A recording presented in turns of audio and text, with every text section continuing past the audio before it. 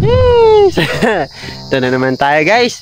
So yun, magsasalita na lang tayo sa video natin kasi tinatamad na mag voice over mama eh. So ito naman ang content natin yan. At dito na naman tayo, maghahakot na naman tayo kasama ko aking kapatid.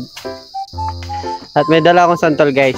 Ang Tagalog ng santol ay lalaking anak na matangkad. Santol. Santol guys. So ito, natumba na yung unang nyog. Marami-rami to guys, tapos malayo yung hakutin namin, pero okay lang, basta hindi masama namin si Papa, di ba Lars?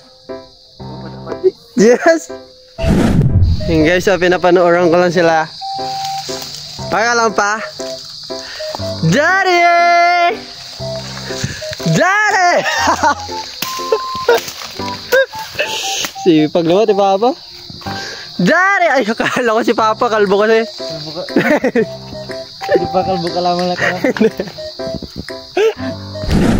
Guys, mamaya na muna. Mag-ano muna ako. Tulong muna tayo guys. Kasi mamaya ay mapapasubo tayo. Sige!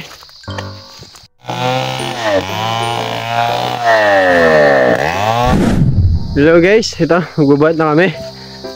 Dalawa-dalawa lang kasi. Yan. Malayo kasi. Ito nga pala. Nasa gitna kami ng ano eh.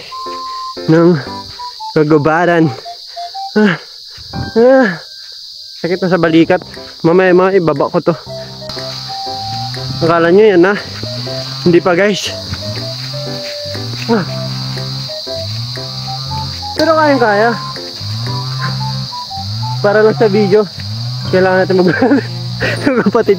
yung kapatid ko guys, binaba yan natin. Sakit na ng balikat. Ayun guys, nandito na kami sa Matarik. Pero hindi pa dito namin ibababa. Doon pa sa daan mismo. Yan. Grabe yung Patarik to guys.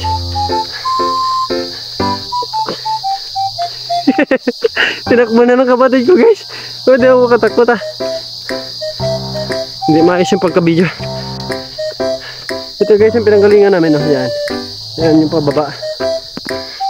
Pero hindi pa dito guys.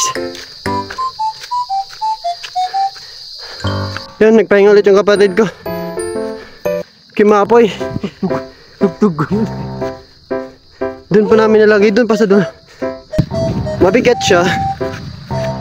Tapos iba pa pag matagal sa balikat mo, dumidiin. Medyo malayo pa guys. Grabe, 3 minutes kami magbuhat pa lang. Hindi kasi may pasok yung sasakyan kasi yung iba na na rotor na yung pagtataniman ng palay.